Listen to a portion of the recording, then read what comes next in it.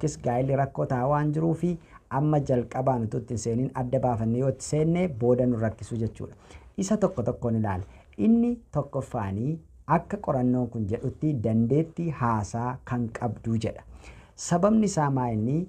Yeroo baay'ee rakkoon hariiroo keessatti uumamu guddaan haasaa haasa'anii furuu dadhabuudha. Rakkoon gaafa uumamu haasa'uu dadhabuudha. Yeroo baay'ee irra guddeessaanii shamarranii fiilingii isaanii yookiis waan itti dhaga'amu in ibsatanii jechuudha.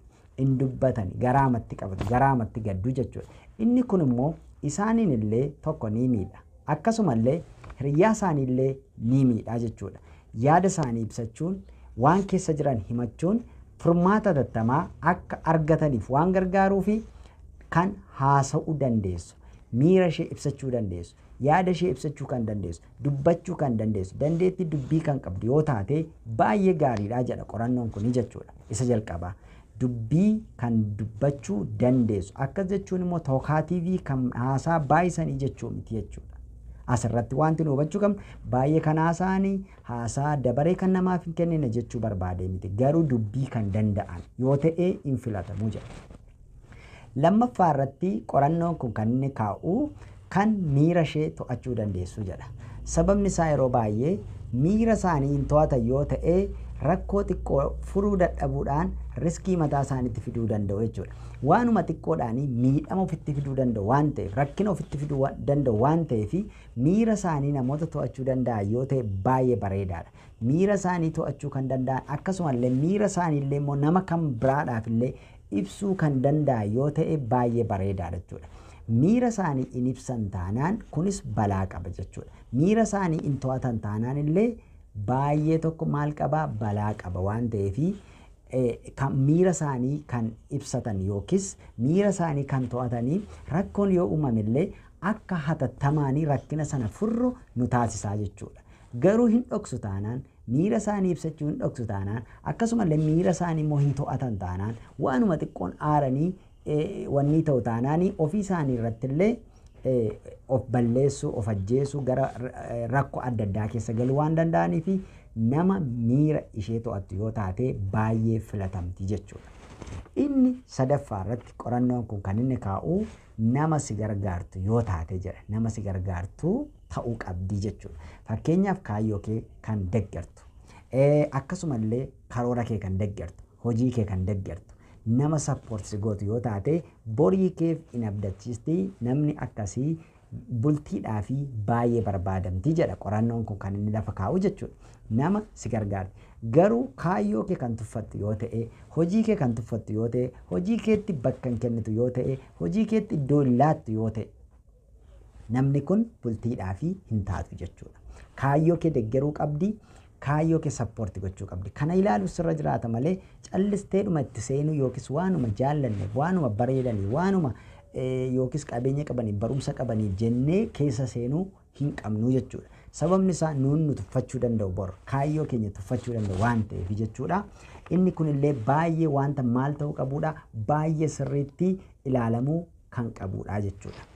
Inni arfaffaanii kan amanamummaa qabu. Inni kun immoo yeroo ammaa rakkoo hariiroo yookiis rakkoo rileeshnshiippii yeroo ammaa mudachaa jiru keessaa inni tokko rakkoo amanamummaati. Yeroo ammaa rakkoon miidiyaa hawaasaa jira. Miidiyaa hawaasaa irra oolu hundumtuu itti barreessaa, hundumtuu itti bilbilaa, hundumtuu bilbila gaafataa. Yeroo kanatti amanamummaan baay'ee laaffatee jira. Amanamummaan immoo hin jiru taanaan hariiroon hin diigamaa jechuudha. Hariiroo keessatti immoo baay'ee murteessaa fi baay'ee qulfii kan ta'e immoo amanamummaadha waan ta'eef amanamummaan gaafa gadi bu'u, amanamummaan gaafa irratu maal ta'a jechuudha. Hariiroon suni gara diigamuu, gara baduutti deemaa jechuudha. Kanaaf amanamummaan baay'ee murteessaa akka ta'e qorannoon kun lafa ka'a jechuudha. Kan inni dubbatu jechuudha. Kanaaf amanamummaa qabaachuun baay'ee murteessaa. Kan amanamtuu taate, kan siif amanamtu, kan hariiroo sanaaf amanamtu yoo taate bultiidhaa fi baay'ee akka barbaadamtuttidha kan qorannoon kun kaasu jechuudha. Inni shanaffaanii akka qorannoo kanaatti kan rakkoo furtu jechuudha. Rakkoon akkuma beekamu hariiroo keessatti yeroo baay'ee rakkoon in uumama. Irra guddeessisaa rakkoodha. xaxamaadha hariiroon jechuudha. Sababni isaa qaama lamatu walitti dhufa. Qaamni lamaan kun immoo amala mataa isaatii waan qabuuf gaafa walitti dabalamu yeroo inni wal simachuu didu wal duukaa deemuu didutu jira jechuudha. Kanaaf rakkoon ni uumama. Achi keessatti immoo kan tasgabbooftee rakkoo furtu yoo taate yeroo hundumaa solutionii kan barbaadu furmaata nama barbaaddu yoo taate bultiidhaa fi hariiroodhaa fi baay'ee barbaadamti jechuudha. Garuu solutionii kan hin barbaanne yoo ta'e yeroo hundumaa rakkoo kan barbaaddu yoo ta'e sababa xiqqaa kan funaantu yoo borillee hariiroo keessa gaafa galtanii rakkina mataa isaatii uumuu ni qabaa jechuudha. Rakkina sana solve gochuudhaa fi maal gochuu qabnaa nama akkamii filachuu qabna nama rakkoo furtu. Nama rakkoo taatu osoo hin taane nama rakkoo furtu yoo taate baay'ee barbaachisaadhaa fi baay'ee bu'uura akka ta'etti qorannoon kun ka'a jechuudha.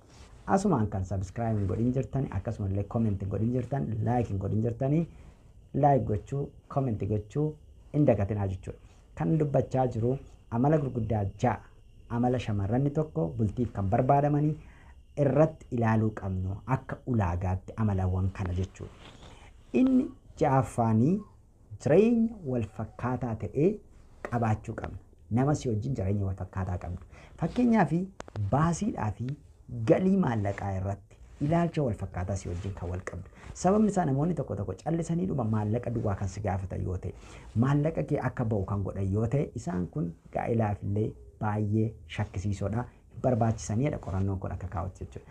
Sababni isaa waa'ee qusannaa irratti illee ilaalcha wal fakkaataa qabdu yoo taatan, akkasuma hariiroo maatii irratti illee, akkasuma maatii kee background maatii kee illee nama kabaju yoo taate, nama jaallattu yoo taate, obbolaa kee illee kan kabaju yoo taate, akkasuma namoota si fakkaatan hiriyoota kee nama kabaju yoo taate, hariiroo gara fuulduraa keessatti baay'ee filatamtuudha. Akkasuma bultiidhaaf illee akka baay'ee isheen filatamtuu ta'etti qorannoon kun lafa kaa'aa jechuudha. Kanaaf kan nu ilaaluu qabnu maal inni jechuudha, nama akkamiidha?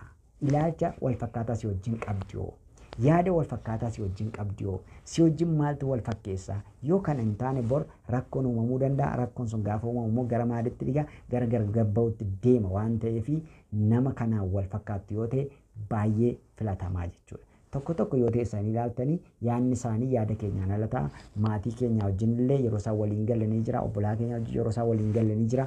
Isaan sana duwwaayyuu miti unumaa wajjin yeroo isaan waliin galanii jira waan ta'eef inni kuni wanta gadi fageenyaanii sirriitti maal ta'uu qabuudha, ilaalamuu qabuudha waan ta'eef wantoota gurguddaa ja'an kaase kan sirriitti ilaaltanii nama amala kana qabu immoo akka laayyootti, akka salphaatti akka in ilaalle keessumaatii warran amma kaase ja'an kana kan guuttu yoo jiraatte sirriitti